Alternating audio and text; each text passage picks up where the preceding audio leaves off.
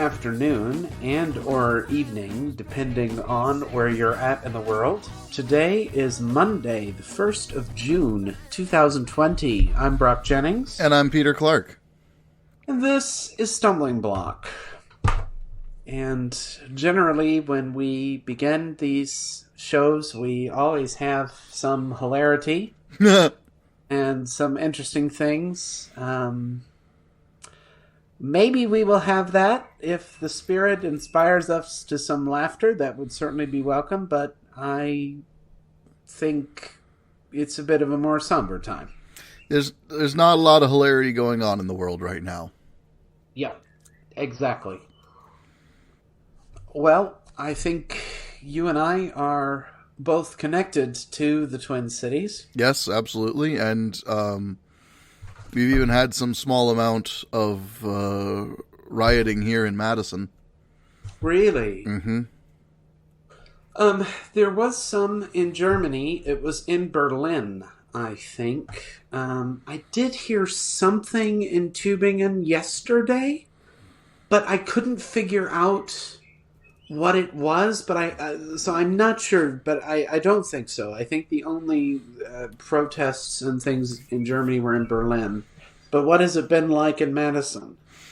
Well, it was began as a very peaceful protest, a very sizable peaceful protest that then dispersed, and about, what did they say, about 100 people remaining turned violent and started smashing windows and things on one of the main business streets in town. Do they know who these people were smashing windows in businesses? No identities have come out. Photographs seem to mostly indicate white males. Yep. I think that is, pardon me as I clean my glasses, but I haven't done it all day, or at least not in the last several hours, and I have a slight need to do that so I can see. Mm-hmm. It's not just a habit, I swear. I think the first thing we need to emphasize is that it is quite often white anarchist insiders to violence who are causing the destruction of property. Well, there's some evidence to suggest that it's even some of these things, anyway, in particular in the Twin Cities, is an alt-right false flag movement. Yeah, excuse me. I wish now that I would have differentiated and said both an anarchist and an alt-right. Of course, I haven't quite figured out what the difference between anarchist and a militant alt-right is, but, these are relatively new terms. But I do think it is crucial that, particularly since we are both white people, that we say up front that it is, by and large, white people who are doing this. Now, let me be clear. Well, yeah, and let me be further clear. I don't really care. I am not going to tell, I figure you aren't either, I am not going to tell people of color how to protest and how to claim their full humanity. Right. I don't care. What I am interested in is that the white supremacists don't think they can use the argument of the black protesters are, inciting all this mayhem when the overall evidence is they're not. And even if it was people of color doing the mayhem, what do you expect when people of color are getting murdered every day for just being humans? Yeah, no, absolutely. So in both ways, but I think it's good to really name that it, by and large, it is white people that are doing this. Yeah. And I'm not hearing that enough, by the way. I am hearing that somewhat, hearing in quotations, on Facebook and so on and so forth. But by and large, that's not being accented enough, and that troubles me. Mm-hmm. Because what it is, I think, is it's a lack of systemic analysis. Right. At that point. And, but, burn it, as far as I'm concerned. I mean, people need to wake up. I have little. And I saw in the New York Times today, there's a school building where people who were at home, they were getting food, and because this is by the precinct that burned, I think this is it. There was some worry that these children weren't going to get food, and there was this massive donation of food. Now, Yep. Oh, absolutely. Bread, rice, and beans. It's not Red Lobster, sadly, but it's something. And I think that needs to be lifted up too, because when Trump says things like these people are thugs, Yeah. really? Yeah. And how about the pictures, Mr. Trump, of the next day when people are coming up and cleaning up the streets where they were protesting the night before? Yep. And we had that happening in Madison as well. There was an organized cleanup the following day. See, I think that's actually above and beyond. I don't necessarily think, how people achieve their liberation is how people achieve their liberation, number one. Yeah. Full stop. But the fact that there is that notion of cleaning up afterwards, that speaks volumes. Mm-hmm. It does. About the integrity of these people, and that, I was so moved by that food drive for the children who were hungry. Yeah. How could you, when your source of lunch delivery, when it stops, and that, of course, had that not have happened, it would have been another argument for the idiots at Fox News to say, oh, well, the protesters are starving all the children. Right. What's your analysis of all of this? Well, I just think it's very interesting to me. So, having spent time in and around various protest movements and among and around anarchists, it's very interesting to me to see some of the things that people are blaming on anarchists, and I'm just like, I fall a little bit into a no true Scotsman fallacy here. When I'm like, yeah, but real anarchists, like actual anarchists, wouldn't smash up small businesses, wouldn't smash up businesses owned by people of color. They're going to smash up a bank. They're going to smash up a big corporate store who's got the insurance to cover it. That's where they're going to make their statement. It's in my opinion, it's more opportunists who are smashing up the other things, not ideological anarchists. Well, and wasn't there some? I'm sorry, I have to laugh. It was somebody, I think, who I read it somewhere, stole a TV or something like that, and I said, well, there you have it. Frankly, if you're more worried about the television than you are about human life, I think that's got more to say about you than it does about the person who looted. Yeah. Well, and so this is, being a fan of hip hop, I can only decry looting so much, because looting in the blackout of 1977 basically created hip hop. Oh, I didn't know that. Well, how else? You need 2 turntables and a microphone to really get proper hip hop started. And no one has the money for that.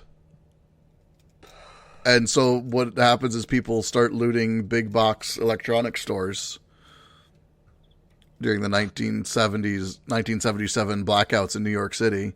And all of a sudden, all these people have the equipment they need to create hip hop. So hip hop is born of looting. The more you know. I have never personally had the urge to do something like that, but okay. I have every so often. I like, I think it's interesting. I think a lot of people have looked in the window of a store and been like, man, I could smash and grab that. But they don't, because either the law or their own morality or something holds them back. But I think a lot of people think, that thought flashes over you. I'm trying to think if I've actually had there's this music shop in Tübingen, right around where I live, and it has this lovely classical guitar in the window, and I've never really wanted to smash the window and take it. but I've been very tempted by it, and I, have these sort of longings to sit and play Joan Baez songs on the planet Mars. Does that count, Peter? It might. It might. Yeah, but I mean, I love it that the right is so up in arms about, he stole a television. Oh, darn. I mean, I think my favorite picture is from that I've seen is these guys smashing up a Target, and there's this like skinny white guy in the back. Like you can see the sheepishness in his eyes as he's like running away with a box of Lego. see, that would be me.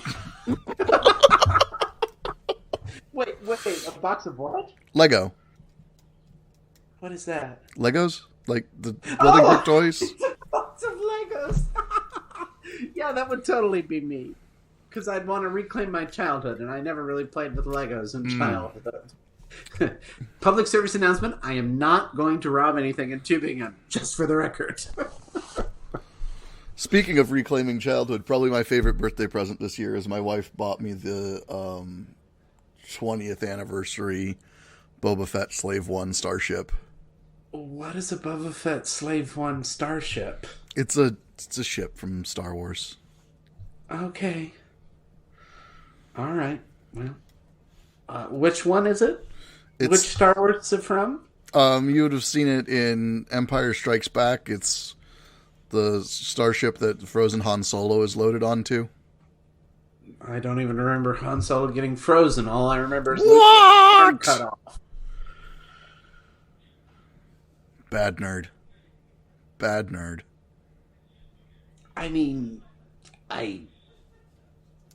the ending part of Emperor Strike, or which is the one where Luke and Vader fight and he finds out that Vader's the father? Empire Strikes Back.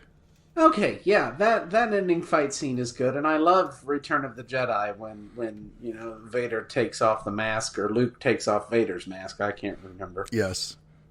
But I don't know. I need to rewatch the trilogy. But I don't know why they made so many prequels and everything else. It's just too much. Money. For money. Why does anything happen, Brock? That's a really... So with all these protests going on, why hasn't somebody started, after Wells Fargo or something? I have to name a bank that I don't have an account with. Why doesn't somebody go after Wells Fargo? I don't know. I mean, like I say, that's where the sort of the quote-unquote real anarchists would probably be smashing up windows. I'm not just talking about smashing up windows, but I'm not going to take that statement any further. Okay. Because I think I'm currently within First Amendment rights, and I'd like to keep it that way. You're definitely within First Amendment rights. Oh, good. Oh, I wanted to ask your thoughts on this. So, I read the police report of Mr. Floyd's murder. Oh. I read it on New York Times, and so apparently there was suspicion about him having a counterfeit bill. Which, I mean, of course, the you've always got to find something. Well, so here's where this gets to me, right? So, like, I've worked retail. Mm-hmm. I've dealt with counterfeit money before, and in general, this whole thing starts with whoever called the cops on him. Yeah, I can't. Wasn't it an Asian woman? I don't know the details of that. I can't remember either. But someone called the cops on him. Yeah. If I'd have found a counterfeit bill when I was working retail, I'd have handed the bill back to them and said, "This bill's no good. I'm sorry, you can't pay with this." But I think the report said the ink was still drying on it or something, and I'm just flabbergasted reading this because I'm like, what? And and you find out where he worked at his place of employment. I'm not sure if he was able to work there recently because of Corona, but maybe he was given a tip and somebody gave him a counterfeit bill and he didn't see it. Right. Well, that's like I said, that's the assumption I always made as a retail worker is, there are two assumptions you can make as a retail worker when it comes to counterfeit money. One of which is you're dealing with a counterfeiter, in which case you're dealing with a more organized criminal element that I'd really care to get in trouble with. Yeah. Or two, the money was passed to them on accident, or they ended up with it. They aren't meaning to pay with a counterfeit bill. Either way, I would just tell them this doesn't pass muster. I'm sorry. You'll have to pay with something else. So my question then was... I would never call the cops on someone trying to pay me with a counterfeit bill. Well, and come on, over a pack of cigarettes. I mean, my God, really? I'm relating to the, like you're saying, to the police officer call. But my next question is, did the person not, and I don't know why I had it in my head that I thought it was an Asian person, but don't take my word on that. I've read too much on the New York Times lately, and everything's running together.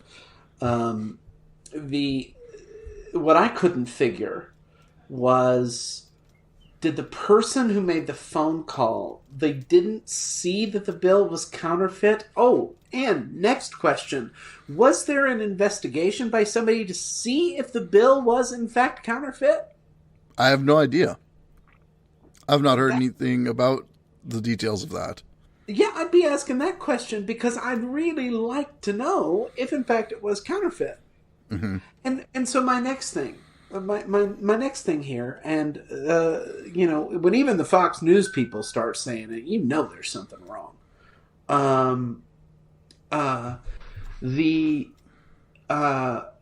Sorry, I have to get my thoughts straight. Let's say even that it was a counterfeit bill, and let's say even that it was intentional, which I don't think it was. Clearly don't think it was. But let's say it was. In no way should that have mandated the way he was treated. No, absolutely. Absolutely. You're right. Yeah. It happens rarely, but at this point, and when I'm saying, even Fox News is saying that, I mean, I decided to look at The Enemy on Friday just to see what the idiots were. And I will call them idiots. I'm sorry. I have no gumption saying that. And anybody who watches it for anything else other than to know The Enemy, I'm very concerned about you. I don't watch MSNBC either, just to be clear. But I don't like them either. But this Fox News folks, even when they're saying that the punishment is unjust, something's going on. Yeah, absolutely. And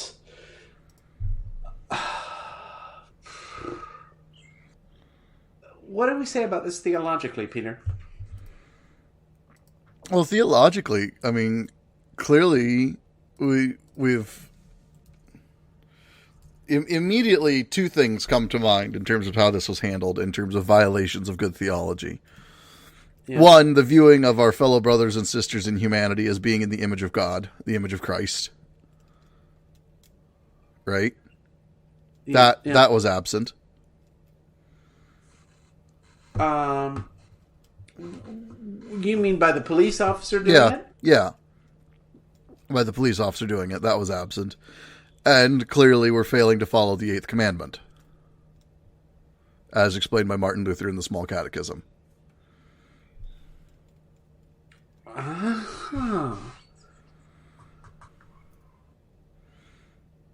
How would... Okay. I'm a little confused at the moment. Well, because the 8th commandment should assume that, barring evidence to the contrary, he didn't mean to pass a counterfeit bill. Okay. But that would assume that the person who called the cops had some kind of Christian conviction. Well, I mean, but I'm assuming... But that's where we get theologically, and the cops failed to have that too. And Yeah, but the cops then, using this 8th commandment logic, by and large, as an institution, fail multiple times a day to do that. Absolutely. Absolutely they do. I hadn't, the reason I'm confused, because the eighth commandment didn't even enter in my head, and the reason it didn't enter in my head is because it's so often. This is not, I don't think, what you're doing, but it's so often used by white Christians to not actually speak truth to power, myself included. By the way, I'm not letting myself off the hook. Right. Well, I think the phrase is best possible light, and sometimes the best possible light is not very good. Right? If we apply the eighth commandment to the officer, what is the best possible light of his putting his knee on someone else's neck? It's not very good. Right? In the best possible light, he's still committed murder. Yeah, that's true. But you're saying the failure was really with the store clerk who made the call. Well, and with the cops. And with the cops, of course. We don't want to let them up. But I'm saying it originates, in this particular instance, it originates with a phone call. Right. Yeah. Now I know. And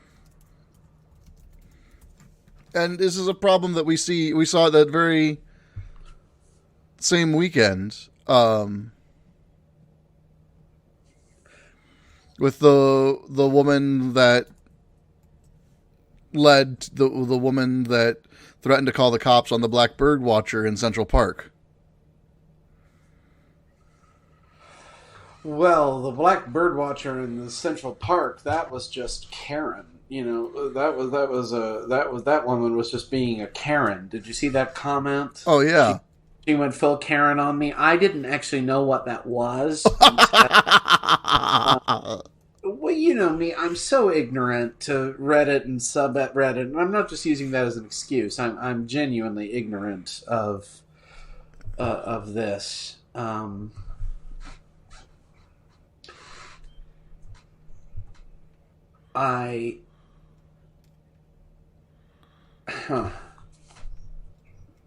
just trying to this eighth commandment. You've really thrown me for a loop here, Peter. Yeah.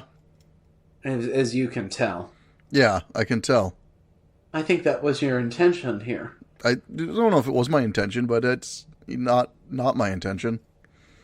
It's not your intention. So,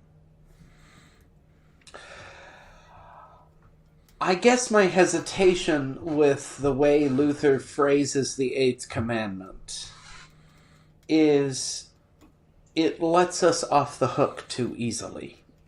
mm-hmm. And so I would want to, before citing it, I would want to do it in a cruciform manner, if that makes sense. A little bit.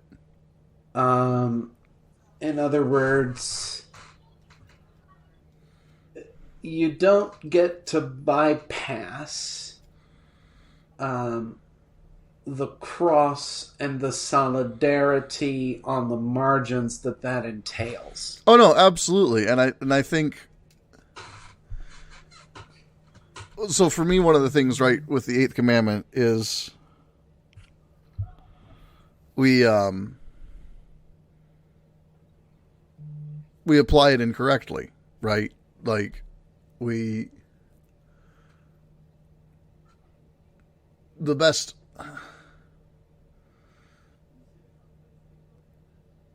possible light of someone being racist is that they're still racist, but there's an opportunity to educate them. There's an opportunity to teach them.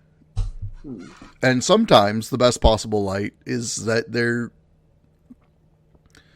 in cases of repeated racism, in cases of, because the eighth commandment doesn't exist in a vacuum, and it doesn't expect us each individual incident to exist in a vacuum.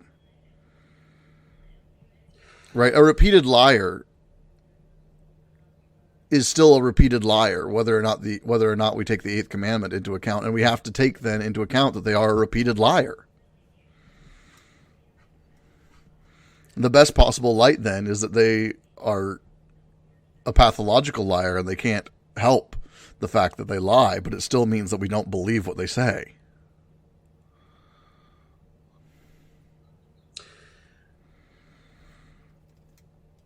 Is that your favorite part of the Small Catechism? You often reference it. It's the hardest part of the Small Catechism.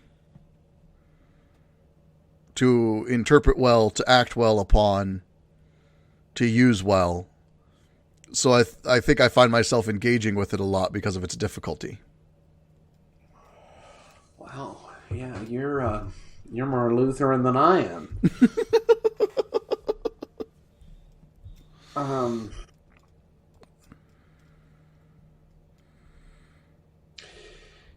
How would you place, in general, an Eighth Commandment reading of police forces? An Eighth Commandment reading of police forces, I think, says that the problem is systemic rather than individual. Or is it systemic and individual? It could be systemic and individual, but you'd have to look at each individual.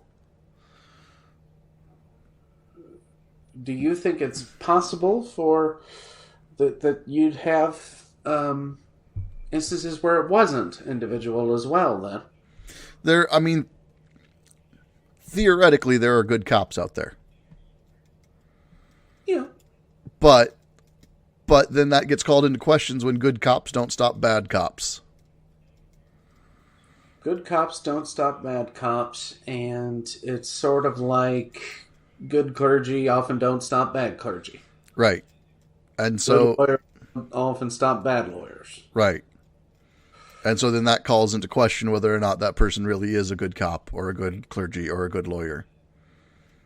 But, of course, then my question would be, if you're talking about the police force, I mean, why not just a massive overhaul, a massive...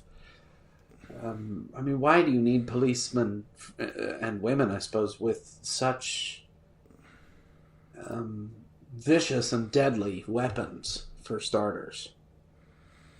And it's the whole notion of training. I mean, shoot first, ask questions later. Really? What are we, a state militia? They are. They are a state militia. That's what they are. Other police forces in the world look at the way that the policing in the United States is done, and they are horrified. Mm-hmm. Well, I would say a state militia, and even in some cases might go so far as to say a state terrorist organization. There are organizations who there are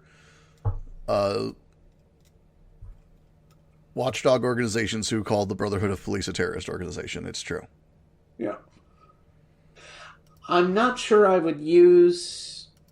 That would be so messy for me because you don't want to paint with a broad brush things that ought to be painted individually. For instance, you and I are both Christians.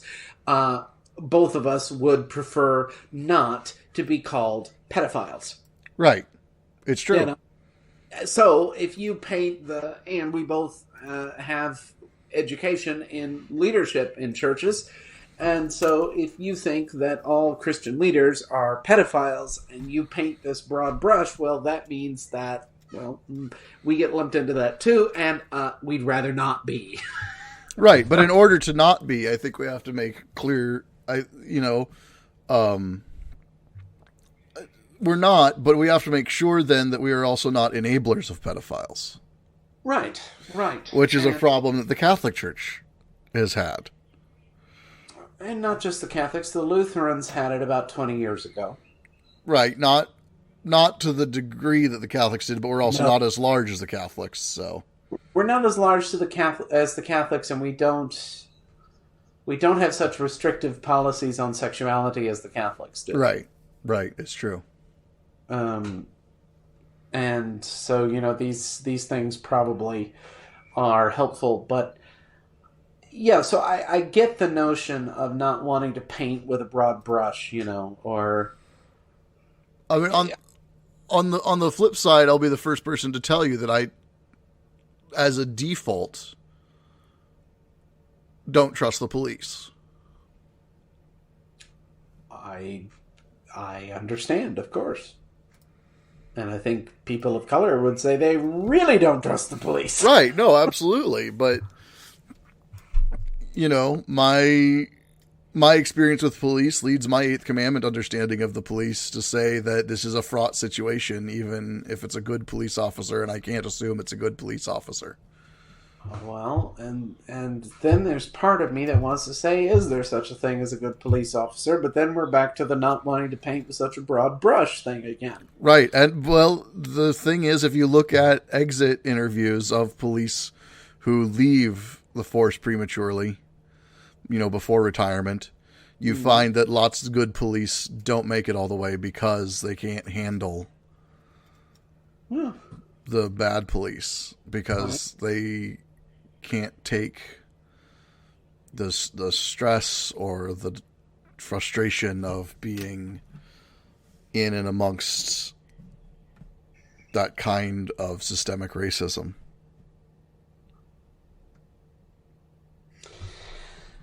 Well, good for them, those who get out. But I mean, I'm not sure that. I'm just thinking, and now I'm thinking of Richard Dawkins, who, thinks all religious people are stupid. And I want to say, I worked fairly hard on my degrees. Still working fairly hard. And you're just going to say that I'm stupid? Really? Can't you nuance it a little more? Does it have to be such binary thinking? But at the same point,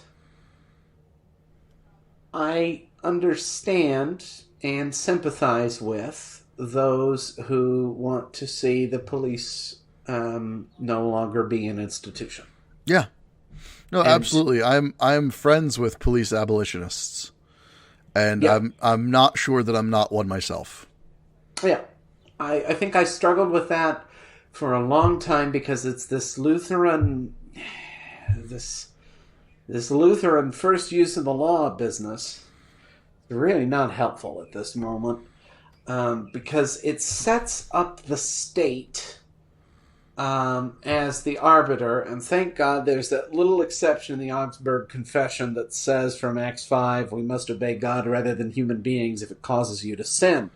But then you get into the argument of what does it mean to cause someone to sin. And I would say, look, it causes you to murder a person of color who's done nothing. Yeah, I think at that point... Oh, absolutely. That's causing you to sin. Yeah, you don't even have to just murder them. Any kind of physical abuse or mental or emotional abuse, I would say that would be how we would, as Lutherans, interpret that, quote-unquote, causes you to sin. Well, and I think we can't take it out of context either, right? The talk of the first use of the law and the context it was written in a much more monarchical context. And we also have writings from the time about the obligations of the monarch to the people. Right? So it's not a one-way street. But ironically, despite being in a democracy, you have people arguing for a much more one-way street now of the obligations of the people to their government and very few obligations of the government to their people. Right? The social safety net in the United States is almost non-existent. I mean, we've been called out for various violations of human rights by Amnesty International. The tear gas they're using on protesters is illegal under the Geneva Convention for use in warfare. Oh, now see, that I didn't know. Yeah. And they're shooting journalists who are clearly identifying themselves as press. Yep. It's very difficult not to paint this with a broad stroke when you know... So then I got to take it further, because when you know the systemic analysis, which people like Michelle Alexander have done in that new Jim Crow book, which I know conservatives don't want to listen to anyway, but when there is that piece of analysis, it's very difficult not to paint this with a broad brush and say, abolish the whole thing. Right. Well, and that's so... Right, so we're looking much more like... I literally almost had a bird fly through my window and smack me in the face. That was a very interesting experience. That's hilarious. I just need a little hilarity tonight. I think we all do. Go ahead. Yeah. But the current policing situation much more closely resembles that under apartheid in South Africa, or the occupation of of Ireland and the troubles in Northern Ireland in the 60s and 70s,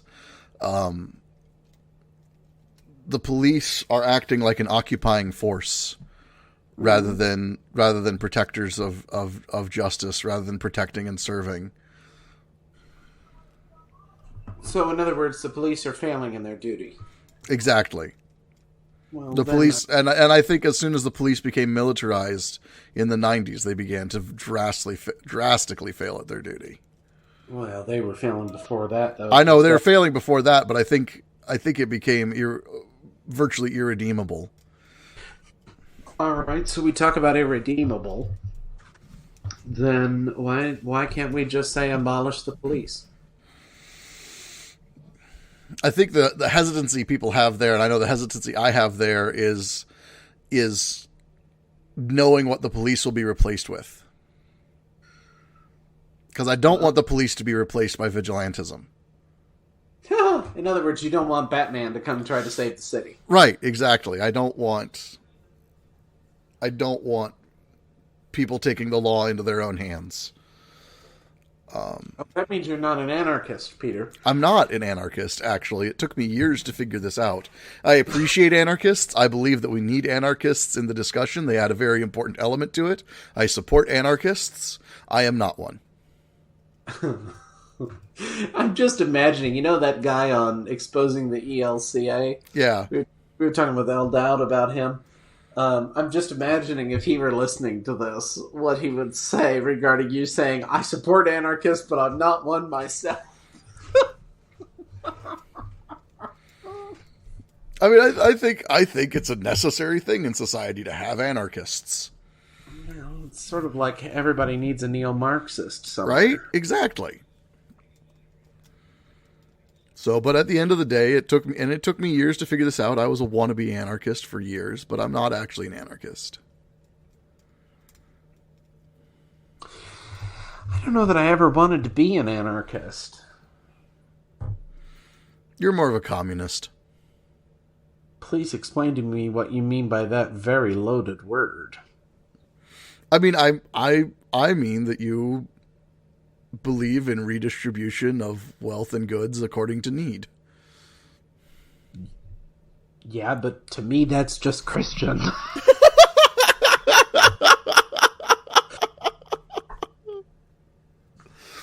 There you go. I don't see the problem with that, or as I like to say, I say about myself what people have said about my doctor father. I'm not red, I'm pink. Yeah. But that to me just makes sense, and maybe that's why I don't have such a big deal about the televisions or the Lego set or whatever. I'm ready to see capitalism be replaced by something that is more humane. Absolutely. I don't think the terms capitalism and humane can go in the same sentence. Now, that doesn't mean that I'm a Marxist. So where I would relate myself to you is I wanted to be a Marxist for years, and I went and studied with them, and I found out that I really liked them, and I really liked learning from them, but I'm not a Marxist myself. Right, exactly. I'm a solid socialist, but I'm not a Marxist. And then, of course, you got to unpack what do you mean by Marxist, because I think as a tool of analysis, Marx is right. Mm-hmm. And I use it. Proletariat and bourgeoisie, I don't think this originates with Marx, but the way he and the all my European philosophy terms are leaving me, Peter, help me. Estrangement and labor and yes. All of this. I find that very, very helpful. Well, you know where the labor theory of value begins, don't you? Jesus of Nazareth? No, Adam Smith. I'm just making it funny. I know, but I studied Adam Smith for a project in high school, and Adam Smith is much more socialist than people like to give him credit for. Well, yeah, and Marx knew all those guys that came before him. Sadly, I think they were all guys. Yeah, but Adam Smith thought that landlords should be abolished. Good for him. But, why is it that people always say, oh, well, we just don't have true capitalism? Well, because we don't. We actually have this really perverse form of capitalism that favors, that actively favors the rich rather than just passively favoring the rich. Oh, because passive favoring of the rich is so much better. I'm just saying. I'm just doing an analysis here, not making a moral statement. This is the question. Sort of like asking, are there any good police officers? Are there any good rich people? It's a similar question to ask, because what do we mean by rich, first of all? And what do we mean by good? Correct. Yeah. I named my son after one of the only good rich people that I've ever known. All right, then. I think it's a question of...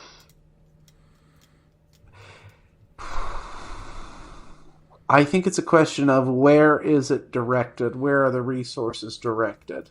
Yes, absolutely.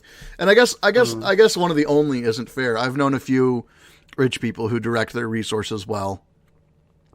We know lots, but they weren't like, the rich people I knew weren't like billionaire class rich people. They were millionaire class rich people. All right, so is there such a thing as a good billionaire? Jeff Bezos is not a good billionaire. He wants to fly himself to the moon, I believe. He also wants to become the world's first trillionaire.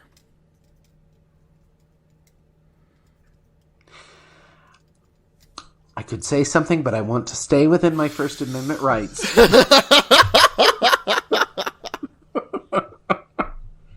The world's first trillionaire? Yes. What is he going to do with all that money? I don't know. He could literally end world hunger. I know. Why don't these people understand this? Because of the bootstrap theory. Well, fuck the bootstrap theory. Great, now I am going to have to edit it.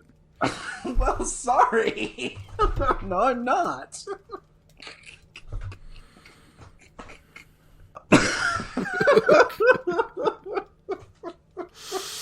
Oh, man. We thought we weren't going to have any fun today, Peter. I know. We always have fun. Well, maybe you have to have fun in spite of things, Right? You have to sing, you have to... I didn't go to church on Pentecost as a matter of protest, by the way. Oh, yeah? No, I just couldn't. I was too... Actually, what I did was I listened to Otis Moss III preach from Trinity United Church of Christ in Chicago. Mm-hmm. That was Pentecost. I've met him. I have too. Okay, anytime. Cool. Yeah, I used to go with Linda Thomas occasionally. Oh, okay. Yeah. Yeah, I met him at the Festival of Homiletics in D.C. Oh, he's incredible. He's amazing. Such a powerful orator. Yes, and that was my Pentecost, but I just couldn't. I could not go in the temple on Sunday, and I remember writing, the Holy Spirit is in the streets. Mm-hmm. And until we start to see that, we better not be in the temple. Taking refuge, hiding in the temple. Of course, Spirit's in the church, of course, and the sacraments and the word and all of that. But my concern for myself and just in general is that it will be used to hide. Mm-hmm. And, absolutely.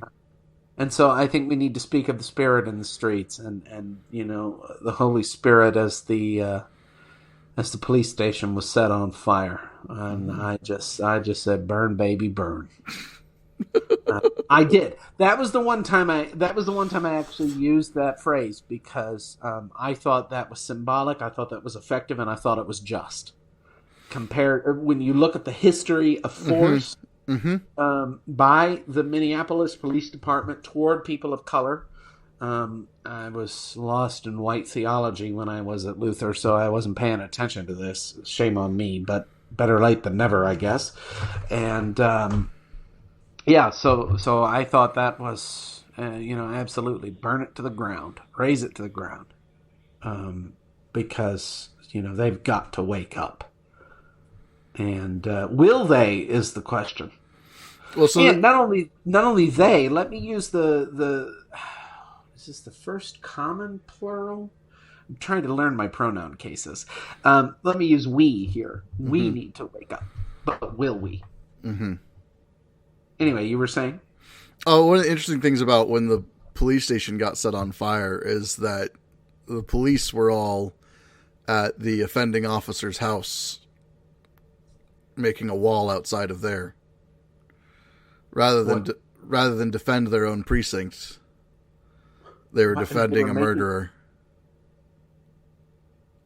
Okay, see, now I have zero respect for every single person that came to that idiot's aid. More than an idiot, that brutal killer's aid. I mean, he had previous accounts of excessive force against him. Several previous accounts, yes. And then you found out that Amy Klobuchar let him off. Mm-hmm. And I thought, please, dear Lord Jesus, do not let Joe Biden pick her as his running mate. Please, dear Lord Jesus. Yep. I mean, America could literally become involved in a second civil war.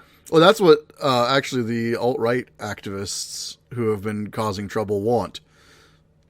They call it the Boogaloo. Well, see, let me be clear. I don't want that. No, I know, but I'm just telling you. That's actually what they're out there trying to do, is trying to start a second civil war. I'm imagining the headline on Exposing the ELCA. Podcast says that they don't want a civil war, but to burn the buildings down.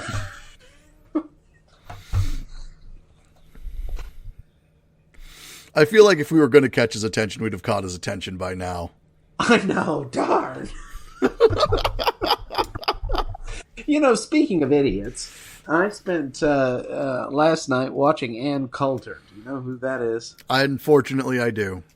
Uh-huh. Do you ever watch her? No. With sheer force of will, I do as little as I can to ever encounter as possible. Okay. Well, sort of like Margaret Thatcher. Terrifying. Except without class, dignity, or even the slightest shred of humanity. Oh, now that was mean. Okay, fair. But see, Margaret Thatcher also scares me. But I watch her, I'm just mesmerized. And the same thing happens to me with Ann Coulter. And then I'm like, you know what? I think I've discovered something about Fox News and Breitbart and all these things. They suck you in so deeply that you don't know what's happened until it's already happened. Mm-hmm.